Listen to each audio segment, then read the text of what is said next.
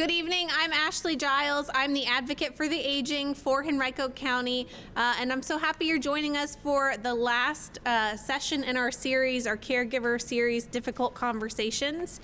And we're going to be talking about hospice care versus palliative care this evening. I just want to introduce, I'm part of a new agency with Henrico County, our Outreach and Engagement Office, and our vision is for Henrico to be a community where everyone is thriving. So really happy to be here to support our caregivers and our families and our communities in Henrico. So thank you again for being here. I'm going to introduce our speakers. They are from Crater Community Hospice this evening. We have Zach Holt. He is the Chief Executive Officer. Zach joined Crater Community Hospice in 2020 as the Chief Executive Officer.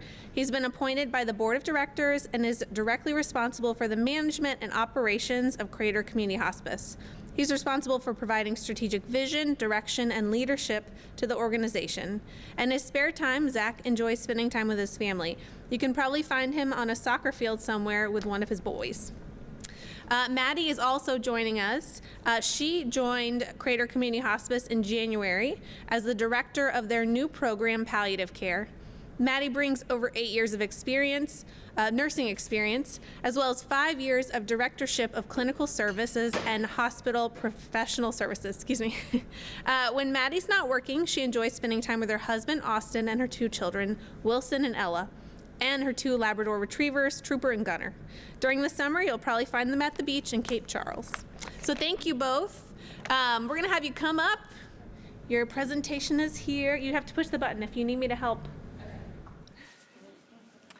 Good evening. Thank you guys for having us. As Ashley said, I'm Maddie. I have Zach in the back, who I know is not going to stay quiet this whole time. So we'll see. So what are the differences? That's why we're here. Palliative care is specialized medical care for people living with a serious illness focused on providing relief from the symptoms and the stress of the illness. Hospice is specialized medical care for people who are nearing the end of their lives due to a terminal diagnosis in which they are expected to live less than 6 months, keywords, should their disease run its normal course. So when you think of palliative care, I want you to think of it as cracking an egg open, and that outer shell with being the bulk of the palliative care, that introduction to palliative, living with a life-limiting illness, but not necessarily a terminal illness yet. Symptom management, maximizing your quality of life, chemotherapy, radiation, whatever treatments you are undergoing for the disease itself. Palliative surgery, maximizing community support, using your resources, psychosocial support. Once you get closer to the end in end-of-life care, you have hospice care. You've got that your condition is not really curative anymore. Your ongoing medical treatments are happening as they're appropriate. You've got weeks to months. You're looking more at symptoms. You're looking more at spiritual and psychosocial support, kind of weaning into terminal care when you're in your last days to hours. Psychosocial support is super, super crucial at this time. Along with symptom management and spiritual care. If you look at palliative care in the continuum, you'll notice that palliative care is in both ends of the spectrum. So curative care at the beginning, where you're still undergoing treatments, say you have cancer and you're still undergoing chemotherapy and radiation. Palliative care is in the beginning, the middle, and the end. So hospice is there at the end. Not all hospice or palliative care is hospice, but all hospice is palliative care. When you're comparing the two, I want you to think of palliative care as more of like a consulting service. So it's not necessarily a team of people coming into your home as the hospice team would. Our program at Crater is nurse practitioner based. So you have a nurse practitioner that's coming in usually every 4 weeks, but this could be more depending on what you have going on. Triage calls with palliative care are more for troubleshooting the tools that you already have in place. So your palliative care provider has already been in tune with what you're going through as far as chemotherapy, radiation, pain management, and will tell you how to use the resources that are already in place. Whereas hospice, it kind of becomes your primary care. It's a new level of care. It's a new service to you. You get a team that visits you weekly at a minimum, depending on your status. Your triage calls may prompt a nurse coming to see you. It might be in the middle of the night, a change in medications, more of that medication management, symptom management, and then your social workers and your spiritual care chaplains, they're integral parts of your care. So they're very directly involved when you're speaking more in terms of hospice. The palliative process versus the hospice process. The palliative process really starts with a referral from your care team. So this could be your primary care, your cardiologist, your neurologist, nephrologist, whatever that specialty doctor might be. They might consult palliative care for help with symptoms or help with goals of care, life discussions. Once that referral is received, we look at insurance verification. Palliative care varies by insurance, like all other specialties. So just like when you go to the cardiologist or the nephrologist, it's covered under Part B Medicare, but a lot of private insurance is also accepted, and it's also covered under that. Once the insurance is verified, you will get a consult from a nurse practitioner, and that could look like her just contacting you, and that initial conversation could be as simple as, what are your goals? Do your goals align with curative treatment, little home health? Do you want to do hospice? It could just be a conversation about what you want the rest of your disease process to look like. The hospice process is a little bit different. It does require an order from a physician for a hospice team to come out and even evaluate you. Just like with palliative care, we have to do an insurance verification. Hospice is covered 100% under Medicare Part A. If you are a Medicare recipient and you have Part A, hospice is 100% covered. Most insurances, those private or the Advantage and Manage plans, a lot of those will convert to traditional Medicare for hospice. So that's good to know for that in that part of the process. Once the insurance is verified and the team has what they need as far as clinical records, we'll look over your records from your doctor, your PCP, oncology, whomever it was that sent the referral will likely send over documents and clinical records explaining why they think you need hospice. So the team will look over that. And then you'll get an in-person assessment from a registered nurse, and sometimes that nurse is accompanied by a nurse practitioner, and they do a head-to-toe assessment to see if you are eligible for hospice. Once that's done and you are admitted, you get an entire team of people who are then assigned to your case. Once a patient is admitted to hospice, you get an RN at minimum a week, once a week, usually twice a week. Depending on how you are, where you are in your process, that could be more. You get a CNA, they come out, they help with home activities of daily living, grooming, bathing, meal setup, whatever it might be that you need. And then you get the chaplain and social workers. They are monthly, twice monthly, however often you might need them. Social workers, I'll let Haley, who is with us today, talk a little bit about that if you guys have questions about what social workers do in hospice. And then nurse practitioners and medical directors, you are overseen by a nurse practitioner and a medical director all the time with 24/7 access to them. You're discussed every 14 days at a meeting called IDG, Interdisciplinary Group, and everyone's case is discussed, from medications to side effects of medications to symptom management, and everybody is covered under that meeting. There's a lot of questions around palliative care and hospice. On the palliative care side, it's a lot of questions are, can I still receive curative treatment? The answer is yes. A lot of palliative care programs are designed to help you palliate symptoms. You want the side effects to go away of that chemotherapy, but you want it while you're doing chemotherapy, of course. So that is 100% an opportunity to receive palliative care. Can you still go see your PCP? You can still go see anybody you want. You can see your PCP, your cardiologist, your nephrologist, your neurologist. Palliative care is just an added consulting service. Does your insurance pay for palliative care? As we discussed, yes. It's covered under Medicare Part B, but a lot of private insurance companies, your Anthems and your Aetnas and Cignas, they also cover it as well. Will palliative care help me with end-of-life planning? Just last week, I saw probably 20 palliative care consults where that's all it was. It was goals of care conversations and what people wanted out of their care. And that was the palliative care in itself. Is palliative care offered to people of all ages? Yes. We saw patients last week from 25 to 92. So does not discriminate with age. Frequently asked questions regarding hospice. I'd want to say the most common is, can I come off? What if you sign the paperwork and did you sign a death sentence? No, you can always come off of hospice. There are times where you graduate off of hospice because you've done well and you are no longer in need of it. And the doctor, the medical director has decided that maybe you are going to outlive that 6-month life expectancy that they discussed prior. How often will you see your team? You'll see your team every week, usually more than once a week, towards end of life, and when the symptoms and the disease has run its course, you will see your hospice team daily. Do you have to be a DNR? Absolutely not. That is a decision that you can make at any time. It's usually preferred, but it doesn't have to be. You don't have to be. And what happens if you get better? As I just said, you can graduate from hospice. It does not mean that you are on it for the rest of your life. And you can be on hospice for quite some time. There are recertification periods, and I've known people to be on hospice for 3 years plus. So as long as there's some sort of decline and your disease is progressing in a way where you're still sick, but you're also still benefiting from this team of people that's coming in and helping you, then you're good to go.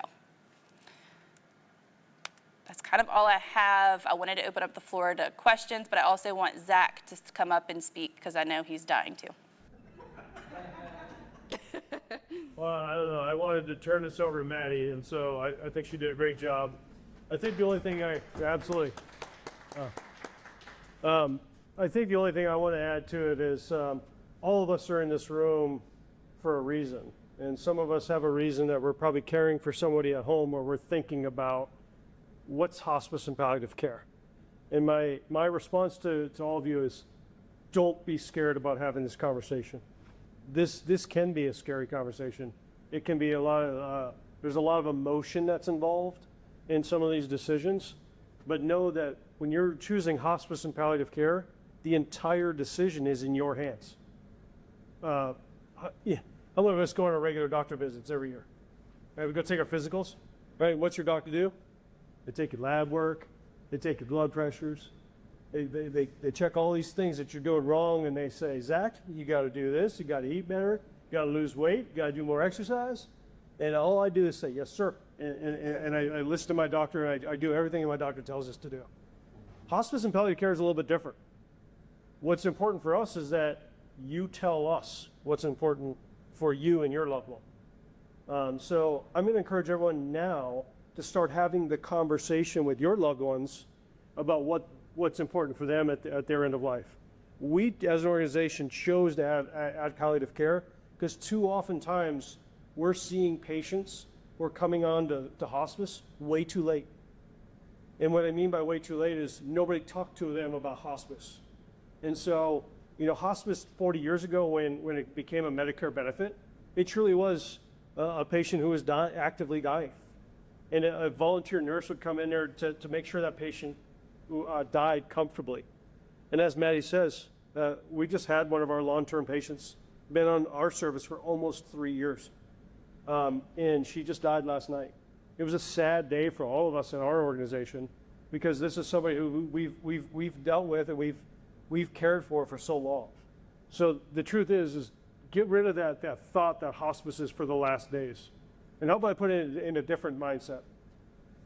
Well, we're trying to operate a business. Any business leaders in here? Anybody who works in finance, accounting, or any of those? Good for y'all. Yeah, right? We get paid on a daily rate.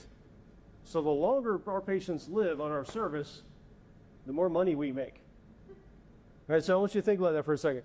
We don't want patients, hold on, let me back up. We do want to care for those patients that are on those last days, but what we really want is to care for these patients in the last several months of their life, because we can give them a much greater benefit to what they do. So we oftentimes will go meet a family, and the patient, Haley deals with this a lot as one of our social workers. When we go see a patient and they're really, really against hospice. Why?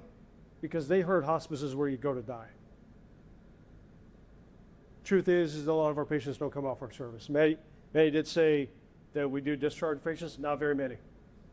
So that's what we're there for, is to help somebody at that end of life. And we're there to be able to be honest and have these direct conversations. But too oftentimes families are making decisions on their loved one because they don't want to go to hospice, because that's where you go to die. And they're not ready to say goodbye. So let's start the process of hospice, because we have a whole team that's wrapped around you as you're caring for your loved ones at home. We have, I'm going to go over them again. We have a nurse that comes in. Our nurses come out at least twice a week. We have home health aides to help with your daily activities, your bathing, your cleaning, your light household duty work. We have spiritual care. Sometimes I believe that our spiritual care is most misunderstood. I think a lot of people think it's a position that pushes religion. It's not. Our chaplains we have one of the few, I should say. I know there's a couple in the area, but believe it or not, a lot of chaplains are not certified in hospice and palliative care, and ours, Father T is hospice and palliative care certified. And what does that mean? That means he's well-rounded in all religions. He's not there to help somebody find a church, right? But he is there to understand someone where they come from spiritually, because hospice and palliative care included is more of a holistic approach to care. Volunteers. Beth is a good volunteer coordinator in the back of the room here. Volunteers are really, really helpful for caregivers. As caregivers, we don't realize how quickly we can get burned out. And we'll do whatever it takes to care for our loved one, right? Even if that means putting our own health at risk. And that's what hospice and palliative care can do for our caregivers and help. Volunteers are an excellent choice to help out, give a little bit of caregiver relief. I always leave social workers to the end when I talk about our team. And the reason why I do that is because our social workers are trained in all of those things that I just described, all those positions. And I always say social workers always put the glue to the rest of the team together. They got to know a little bit about nursing. They got a little bit about spiritual care. Got a little bit about bereavement. They got to know when to get them a volunteer. They got to know where our caregivers are burning out. They got to know when our patients are actively dying. They got to know when a family really, really needs resources. And so that's why I intentionally leave social workers to the end, because I truly feel like they put that glue into the table. So if there's nothing else that you guys hear from me and learn from me, is that don't be scared about having the conversation. And if you need help, call us. Call another hospice provider. There's 50 of us in this area, right? There's a ton of hospice providers that can help you have this conversation. I'm here to tell you, I've been working in hospice for over 15 years, and I've dealt with hospice on a personal level. And trust me, it doesn't get easier just because I work in hospice. It's a natural feeling to have these uncertainties and these questions as you're going through. But the worst thing that we can do as caregivers and as supporting our loved ones is not having the conversation. So that's all I've got. And I just want to throw it out there, any questions that you guys may have. Go ahead. Yeah, great question. I'm going to say it a little louder. She's asking if the order for palliative care and hospice are the same, or are they different? That answer is they're different. So you have to have a different level of palliative care versus hospice. Oftentimes, we were in part of our palliative care program is going to be designed to make sure that we're in communication with that primary care physician. Hey, these are our goals. We've met with this patient today. This is what we think from a palliative care side. And then as they transition to hospice, certainly. Second question was, if we notice when we go into care for patients, if we notice that there's some caregiver burnout, maybe a little bit of caregiver or additional support, do we adjust our plan of care? Absolutely. I said that in general, our nurses go out about twice a week. and our aides go about 3 times a week, that's on average. We can go up to making daily visits. So as our patients decline, we like to be seen.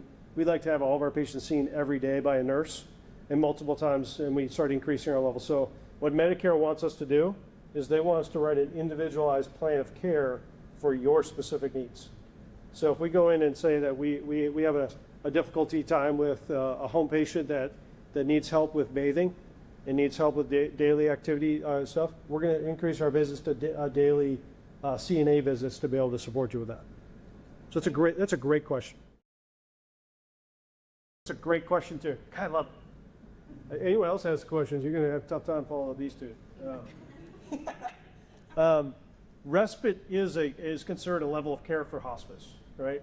So we typically like to partner with our local hospice house. We only have one in the Richmond area. And for those of you who are not familiar where it is, it's owned by Bon Secours.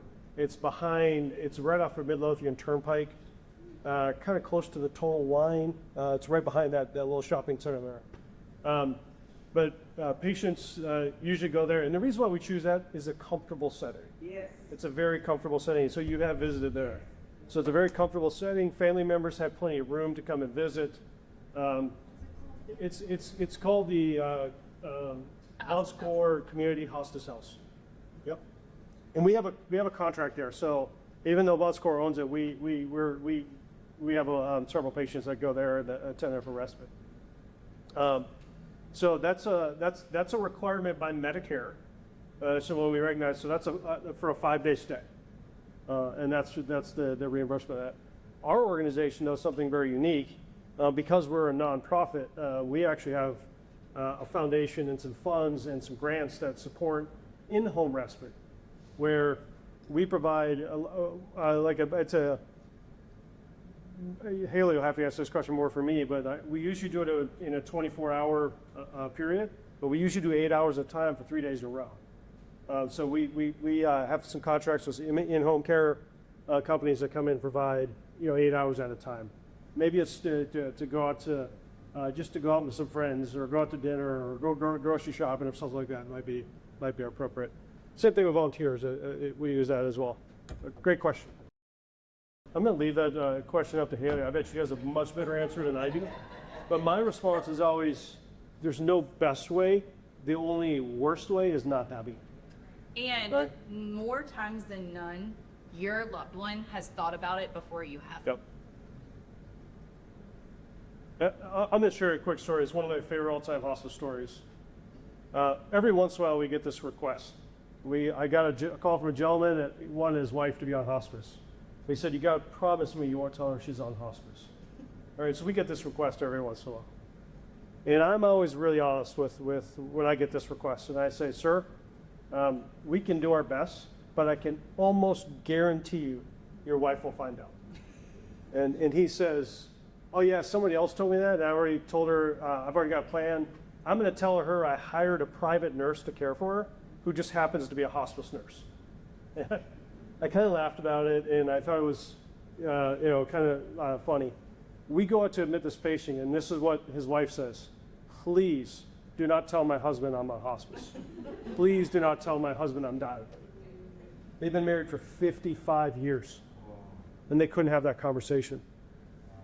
So our nurse did the right thing. It might have been an uncomfortable thing. Went out to get him, brought him down, and sat down and said, introduced herself as her hospice nurse, and that his wife was dying, and to be able to have that conversation. So it is uncomfortable when we talk about, especially in our society, right? We don't like to talk about death. We like to always think, "Oh, my family's so good. I've got great kids. We have a really awesome extended family. Everybody's going to know what to do." And I'm here to tell you that it's those families that usually get ripped apart when they're making decisions between what's good for mom and dad. And I get a little bit of slack when I talk about the difference between men and women, right? So men and women, we think differently. So if there's a man who's in charge of mom and dad, you know what they say? "How much does it cost?" Right? What do women say? Mom gets everything. We're going to give her everything. She's going to get the best care available, right? And I know that's a stereotype, but it's true, right? But what does mom want? Right? So we have to be able to sit down. We have to ask mom what she wants, because then maybe it's a little bit more clear, so that both the son and daughter can get their information. Haley, do you have a better response to that? How you approach it as a social worker? Yes. Hi, I'm Haley. I'm a social worker with Crater Community Hospice. But I actually do have these conversations all the time with my patients and families. And the way I present it is your life is important. And what you want for it to be done in your life is important. And the only way people can know is if we talk about it. And so I'll start by saying, I have some hard questions to ask you, but I'm asking you this because I value you, and I want to make sure that not only do we as a team know what is important to you, but that your family also knows what's important to you. And I always like to tell people, I like to look at worst case scenarios. Let's plan for the worst case thing and hope for the best. But it's just kind of like when you're having a tornado drill or a fire drill or some kind of weather increment drill, is we're hoping it doesn't happen, but we have a plan in place so that if it does, we already know what to do. That can take away the panic, that can take away the anxiety, that can take away all the trauma and difficulties, because you know what to do. And this is important even more so because this is your life. And so we'll talk about death is a part of life. Illness is a part of life. I talked to people about making sure that they have advanced directives in place, because I could leave out this building and get hit by a satellite from the sky or a car accident, or something could happen that could take away my voice. But because I have a medical advanced directive, I have somebody that I trust to make the same decision that I would on my behalf. And I have that in place. My best friend, who's my power of attorney, she has it in place that she can provide to be my voice for me. And I've made sure to have conversations with her that if I'm in a certain situation where I am in a coma and there's no chance of me surviving or coming back or anything like that, this is what I want her to do. And we're hoping that that never happens, but if it does, I have faith and assurance that she will speak up for me, and I will things won't be done to me that I don't want to have happen. And in the same vein is for everybody, is that for the person that's going through the illness, I'll let them know that by them having this conversation, they are going to be protecting their loved ones.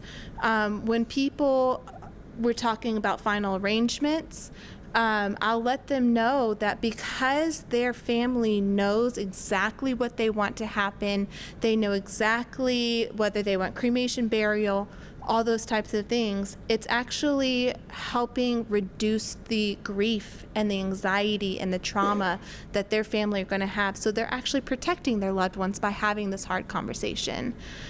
So that's kind of ways that I do it. Sometimes it can be hard as family members. So you can use cultural things like a celebrity's death, or just even with oh my gosh, I'm blanking on his name. The president. Jimmy Carter. Jimmy Carter. Okay, thank you. Carter. Yes. So just even talking about, Carter went through hospice and he was on it for a while and blah, blah, blah. But that's a really big point that you can use to guide this conversation. But the important thing, I think, why a lot of people don't want to talk about this is they're afraid of sounding morbid. They're afraid of sounding like they're trying to push their loved one into the grave.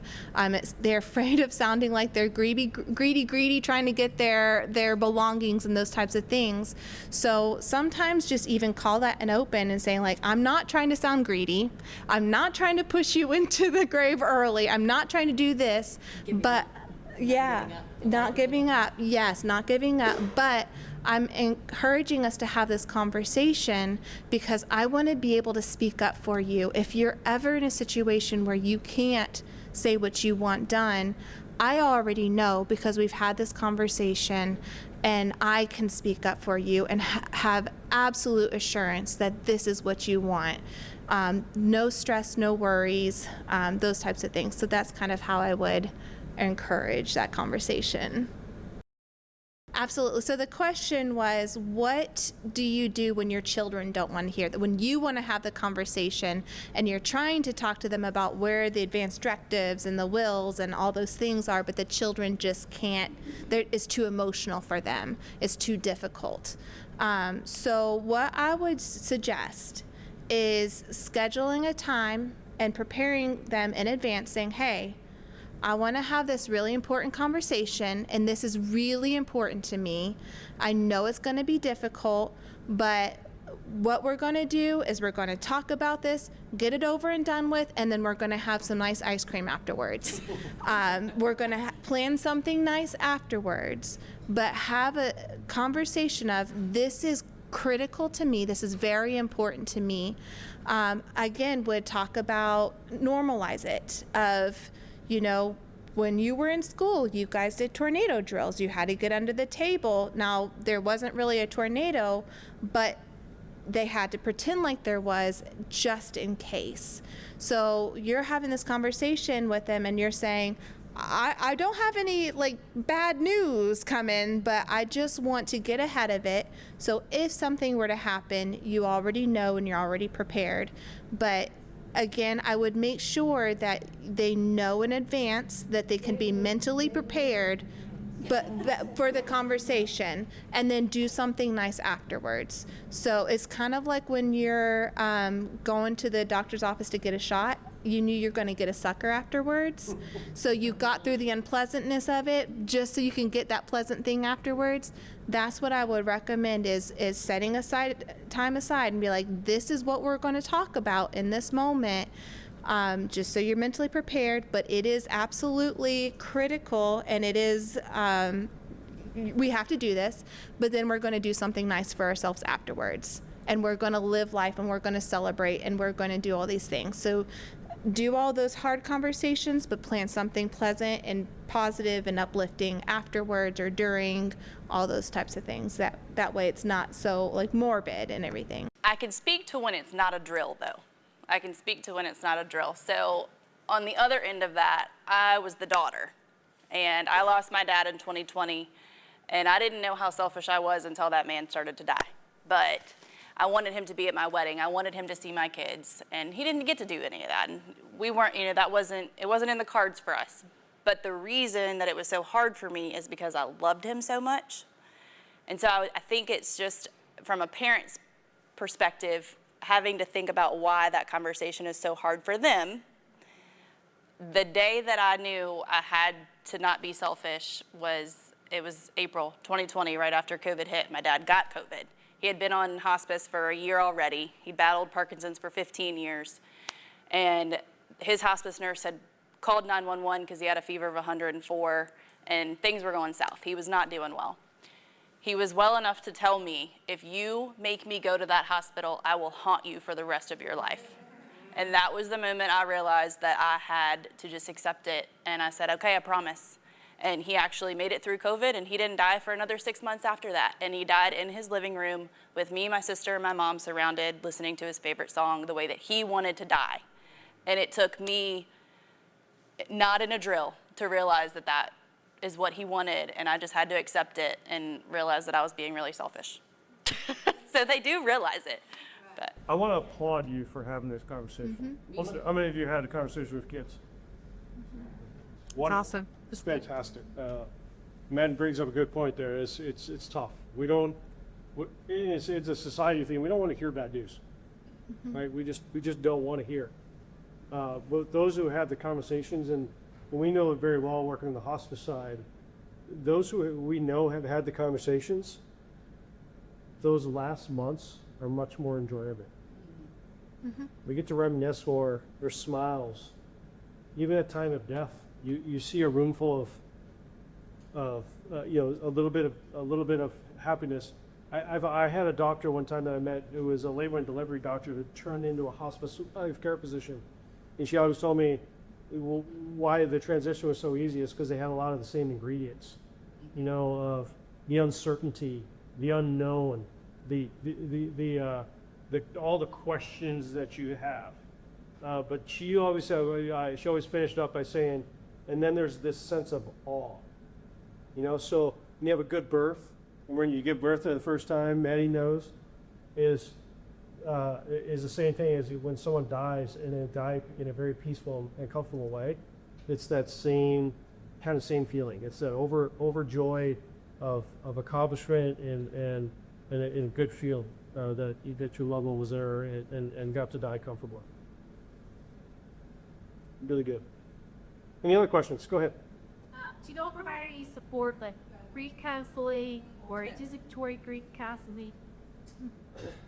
Yes, I would actually say our organization does it very, very, very well. We have a full-time bereavement coordinator, and our bereavement is not just for our patients and those who have been on our service. We do a lot of support groups.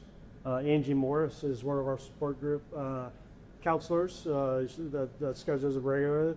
I think that bereavement is probably the most underutilized service in hospice. We've had in the past, a men's specific support group. Again, us men, we grieve a little differently, right? We think we're tough, we think we're strong, and we need to talk. You know, we need to lay it out, and we need to be around light people so that we can share our stories also. But yes, in hospice, it's a requirement by Medicare that we follow our families for 13 months after a patient passes. So that's a good thing. Our hospice does not check the box by sending mailings. Yes, the mailings are important, but it's that human interaction that is probably the most valuable. Giving you the tools in order to grieve appropriately. Great question. We have also a lot of volunteers that assist with bereavement calls and bereavement follow-ups.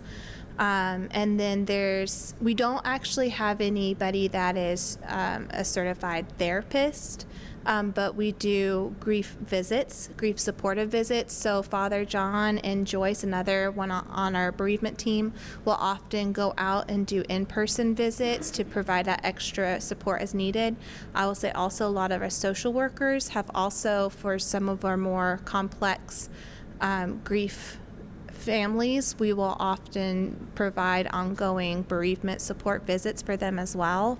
But it's really very individual based. We also work a lot with referring people to the resources they need. Full Circle Grief Center, just as an FYI, is an amazing resource, especially for children. It is one that I highly recommend. Even if you don't use the grief services, they have an amazing list of resources, a lot of books and websites that are on their resource page. They also have an amazing bereavement manual that I highly recommend because it is completely free and it helps guide parents or grandparents and how to talk to their children about death and dying and grief. Which is very helpful because when you're dealing with your own grief and then now you're trying to help a child deal with their grief and process all that's going on, it can be extremely overwhelming. So this bereavement manual is a really helpful tool. We also can assist with helping people find grief therapists. Just basically what people might need, we provide that extra support and connection. Okay, so your question was, what do you do if your loved one is out of a different city, different state? How do you get resources for them? I would recommend, there's a beautiful Google is awesome, but I would also say, because a lot of times I'll Google grief support groups in certain area, and that will pull up some things. Or Psychology Today is a really good website where you can find therapists in wherever they are. But also, I wouldn't I would recommend calling hospices in that area, hospices and funeral homes. So if you're specifically looking for like grief support groups or grief resources, contacting local funeral homes and hospices in those areas can be really helpful. And we've actually gotten calls from people doing that kind of thing, and I will usually they give those calls to the social workers. So we do tend to give those callbacks, and we're not getting paid to do that, but because we take the value of helping and giving resources and connection, we will return those calls and try to give those resources. But those are, that would be my recommendation when you're out of state. But funeral homes and Such an area yeah. agency of aging. Yeah, is that's a huge good one. resource. I think you call It's- area agency on aging. Yeah, it's called Every county, like in Virginia anyway, most counties, especially the heavier populated counties, have an area agency on aging. yeah. So the Area Agency on Aging. It's a tongue to, I always have to think about how we, I do want to add to kind of what was said earlier about having a conversation about hospice is what we're really trying to change the mindset is a lot of people think hospice is about death, but I really wanted to reaffirm it's about life. It's about protecting what gives you meaning and value. And that's what my role, especially as social work, is I'm here to help protect what gives you meaning and purpose. What is your quality of life, and how can we protect that where you are?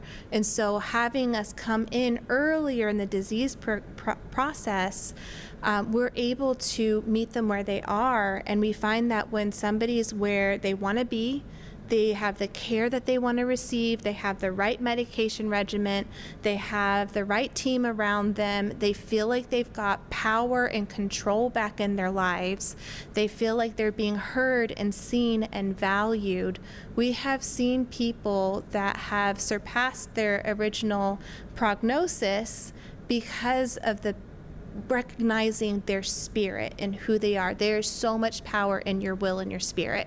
And when we're pouring into people and lifting them up, we're not only protecting them, but we're also protecting their family. So when we treat patients, we're not just treating the patient, but we're treating the family. And a lot of times when I come in with a family or the patient, I'm telling them, I'm here to take care of your loved one too. And talk about our favorite hospice stories is I had a situation where I was coming to see this woman, and she was raising her great-grandson, and he was 9. And he had just lost his mother a few months prior. And she was so worried about him and so worried about her other daughters and all these things. And I came in and I told her, I'm here for your loved ones. I'm going to be here to take care of them and make sure that they take care of themselves and make sure they get rest and blah, blah, blah. And do you know that I got to be there in the moment that she died? It was about a week or so later. She was crashing. We made sure that the great-grandson had his goodbyes with her. Then he decided to go to his father's house. And she waited until I was there, and I sat there and I talked with her and I said, I'm here to take care of your family.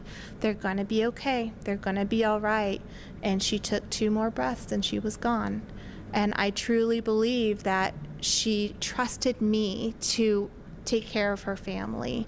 And I stayed with them until the funeral home came. I made sure they were okay. I made sure that they had plans to take care of themselves afterwards. We had our bereavement team come in, and I made sure the bereavement team was aware of what was going on. I made sure they had resources and grief support resources. They had our contact. They were not alone. We followed up with them and kept in touch with them, but that's what we're here, is to try to help protect not just that person, but their loved ones too. Thank you so much for making such a difficult subject seem approachable and light. I appreciate the way that you shared with us. This is their contact information. They do have pamphlets. If you feel like you might need some extra to share with community members that you know and love, please grab some more and share them. Want to thank you again for being at our caregiver series. This was a really wonderful series. I think we all got a lot of information from it. The very end of our caregiver month or caregiver series is our Senior and Caregiver Expo, and that'll be next Tuesday at the Eastern Henrico Rec Center right across the street.